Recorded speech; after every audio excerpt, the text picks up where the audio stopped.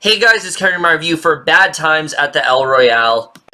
And what Bad Times at El Royale is essentially about is basically we center on the aforementioned El Royale. It is this rundown hotel that used to be thriving back in the day, but it has very much seen its heyday. And basically these 7 strangers end up residing in this hotel that basically gives you the choice of staying in either California and Nevada. But as the film goes on, we start to realize that these characters have much darker agendas and are clearly hiding a lot more than they are letting on.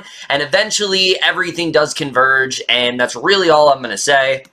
So, Bad Times at the Royale, I was very much excited for this film. Not just because of the talent involved, because obviously the cast here is fantastic, but the plot in general is tailor-made for me. I mean, I love movies where we have a bunch of random strangers and they're all in this one location and, you know, they all are kind of hiding something and they each have different things that they're doing. I mean, The Hateful Eight is one of my favorites of 2015 for that very reason. I think that is such a well-crafted film of, you know, all these people, and they have much different motives than you believe, and there was really a lot you could have gotten out of this film. But then on top of that, we had Goddard, who up until recently I wasn't really that familiar with, but then I watched Cabin in the Woods, and I saw how creative he really was with that, just the way he was able to deconstruct the horror genre. I thought was just so unique and genius and unlike anything I've really seen before. Sure, you can make the Scream comparison, but it really was very much its own thing. So, especially after that, I was very much excited for Bad Times at El Royale, and it did not let me down at all. This is a very entertaining, but also a very suspenseful film that is definitely one of the best times I've had at the movies all year. But we're just getting to right now, starting off with the cast. And I think it goes without saying that this is definitely one of the best casts of the entire year. I mean, really everyone here just does such a fantastic job. I think everyone really does give it 100%. And sure, there are the usual standouts, like Jeff Bridges here is very good. He plays this character who has a very tragic arc, and I don't really want to say too much about him, but he's a character that's very much in pain from things that have happened in his past, and it's probably one of the best Bridges performances I've seen in a long time. Hamm is obviously very good here. Chris Hemsworth, let me just say, Chris Hemsworth is a badass in this movie. I loved what he did here as this, you know, very crazy sort of cult leader and what his agenda is and things like that. I mean, it is, once he comes on, I mean, the movie just gets so much more intense, and I really loved what he was able to do here. I think he did a fantastic job in this film. I will also say this film has very much been a resurgence for Dakota Johnson. I've said this for a very long time. I never really hated her as an actress. I just really thought the 50 Shades films were not utilizing her well at all, and she clearly just grew bored of them, so she just simply stopped trying. And this film really shows what happens when she's actually in a film that will, like I said, utilize her well, and she's fantastic here. I loved her as the character she's playing. She really did a great job. However, I think it's more the rising stars that really stuck out here to me, particularly Cynthia Erivo. I thought was phenomenal here. Now, I've been familiar with Erivo since 2016, you know, back when she won that Tony for The Color Purple, and I'm very happy to see that she's been able to transfer to film, and I think from this film, we can already tell that she's going to be a huge star. I mean, without getting too much into her character, Darlene Sweet is kind of like the moral compass of the group. She's definitely the most level-headed, she's definitely the most normal, but things really do get crazy for her, and she has a really tragic backstory as well, and I really love what she had to do here. At many times, this is very much her film, and her interactions with Jeff Bridges' character, I think, are some of the best of the movie. They start off a bit disingenuous, but they really do form this bond as it goes on, and I really did love it, and I think she did such a great job here, and like I said, we are definitely going to hear about her far after this film's release. I am, especially with Widows coming out, I am very excited to see what she does from her, because I really loved her in this film, and damn can she sing, let me just say that. I mean, I already knew, but holy shit, I mean, this film definitely knew how to use her well, and they did a damn good job of that. Also, Louis Pullman, I thought also was really great here. You know, at first he just seems to be the typical hotel concierge who is very normal, but he has a lot that he's hiding as well. And as the film starts to reveal more of his secrets, I think that really is when the film started to get a lot more emotional, and he has some of the best dramatic scenes in the film.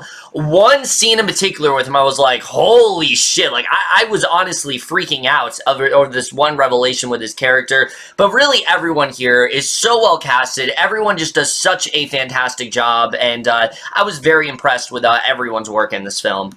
But now I really want to get to the directing and the writing because, like I said, despite the cast, I think that's definitely one of the, initial draws of the film. The fact that Drew Goddard has another film coming out after many years, and he definitely does not disappoint here. What he's able to do is he's able to take that, that vision of him that, like I said, is very eccentric and very different, and he does that very well. And because of the homages that this film does pay, a lot of people think the film is ripping off Tarantino, and I'll just say right now, it is absolutely not doing that. You can tell for sure that Goddard did take liberties from Tarantino, and he definitely is influenced by Tarantino, and that's great that he is, but this is very much its own thing, and I really love the way he was able to do that. I do think the tones are very well meshed together. There's a lot of fun moments in this movie, but it's more of a dramatic film. You know, definitely there's some very witty and fun moments, but compared to Cabin in the Woods, this is definitely the more dramatic film, and he does a very good job with building the suspense and building the intrigue, and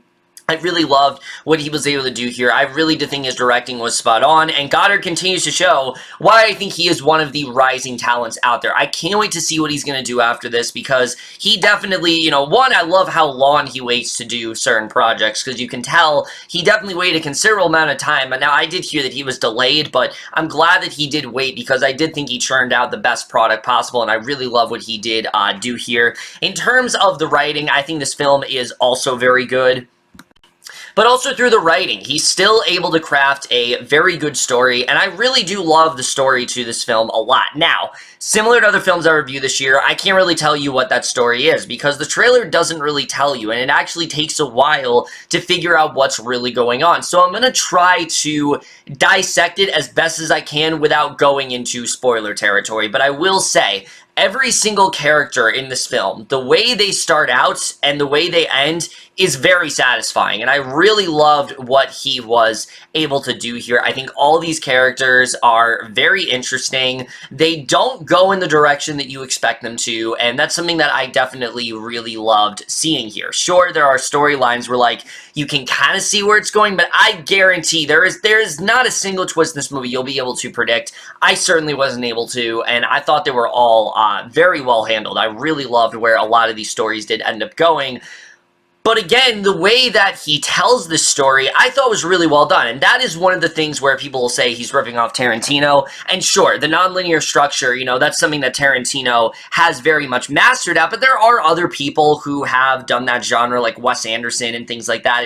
It's not just Tarantino. Like, sure, Tarantino is the first person we think of when we think of that form of storytelling. But nonlinear structure, I mean, they've been in many other films. And Goddard really does utilize that quite well here, because he's able to tell this story in a way where you have so many characters, the film could get very jumbled. The film could become a bit of a clusterfuck. So I think it was a really smart idea to do this in a way that's a non-linear structure. And I especially love it when we see a certain scene play out in one way, and then we see the same scene but from another character's perspective, or something else that was in the background. And it really just added a lot to that particular scene. It really does recontextualize a lot of what you're thinking is happening. And it's one of those films where, like, if you don't like a certain storyline, the film will very quickly move on to something else. So if it's not working for you, you can just get to something else. Sure, they do eventually, like I said, converge, but I think they did a very good job in telling the story. None of the segments really do feel like they're overstaying their welcome, and I really was into pretty much everything that was going on, and I think they did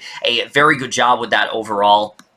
Also, the film does have, I think, a really good message of trying to abandon your past and trying to outrun it, but also accepting what happened. And again, I don't want to get too much into it, but each one of these characters are very much tortured. They have these pasts that they don't really want to admit to. There's a lot of things that these characters have done that make them seem irredeemable, but there's a quality to them where you can tell, okay, they genuinely feel sorry. Okay, they're genuinely trying to move past this. And I think the message in this movie really did bring it home, and especially this conversation that Lewis Pullman eventually has with Cynthia Erivo, that really brought home the message of this film. And it never really felt like Goddard was beating you over the head with it. It reminded me of the film Annihilation. That theme of repentance, that's very prevalent in this film, and I think it definitely is very well handled. I really like the way the film did get into it, but they also do embrace the 60s very well here. The film very well embraces its late 60s type culture.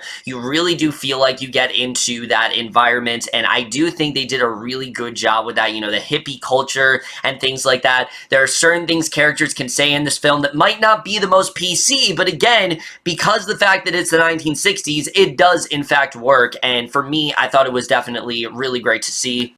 But again, as intriguing the film is also a lot of fun. There's a lot of funny moments in this film, especially the opening scene.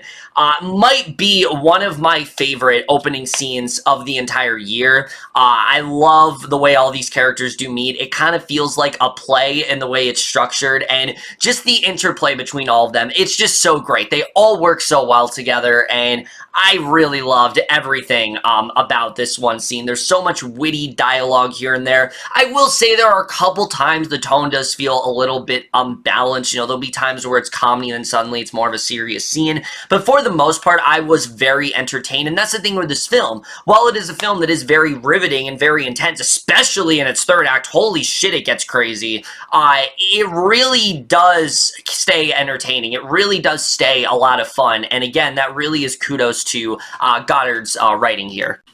However, not everything about this film does work. There are a couple things here and there that I do think could have been a little bit better, mainly in terms of the characters. Most of the characters here are very well written, but there are at least two characters here that I do feel could have been fleshed out a bit more. One of them in particular does have a lot to do in this film, but it resides around this one conflict, and it involves another character. And once this character eventually leaves the film, the other character in this story just becomes a little bit less interesting, and I think they could have dived into this specific character a little bit more. And again, I don't want to say too much of it. I might talk about it in like a spoiler video or something like that. If you guys want to know, you know, I can message you about it. But just for me, there was one character in this film that I really felt they could have fleshed out a bit more in terms of their agenda, and they just unfortunately didn't. And they came across as a little bit more one note than I really would have wanted them to. And sure, there are things you can infer, and I've heard people say that, oh, you can definitely infer things, and I'm fine with that, but I just wanted a little bit more there into their backstory, and it's mainly because a lot of these characters, you know, I felt like they were very well fleshed out, and there are things that, sure, we briefly cover, but we get enough of that character, and this one, I just felt like we could have gotten a little bit more. Also, there's another character that I think leaves this film a little bit too early, right when this storyline becomes the most interesting. You know, the character kind of goes away, and I wish they could have done a little bit more than that. But really, other than that, there's really not much to complain about here. In terms of cinematography, this film has some of the best I've seen all year. I mean, so many details just in the hotel in general. I really loved the contrast between California and Nevada. No, there really isn't a reason given as to why these two are divided the way they are, but I like the different structures. I like the different layouts of the hotel, and I thought that was definitely really cool. Just the interface in general, I really thought looked really cool. I love the way it was done. It felt like this hotel felt very tangible, like you kind of step into it. I've even heard some people like try to figure out, you know, is this based off something, because it feels very real in that sense. And, you know, there's a lot of great stuff there, but also the camera work in this film is just excellent. I mean, it is the definition of masterclass filmmaking. I know a lot of people have said this, but there is this one take scene involving Cynthia Erivo singing.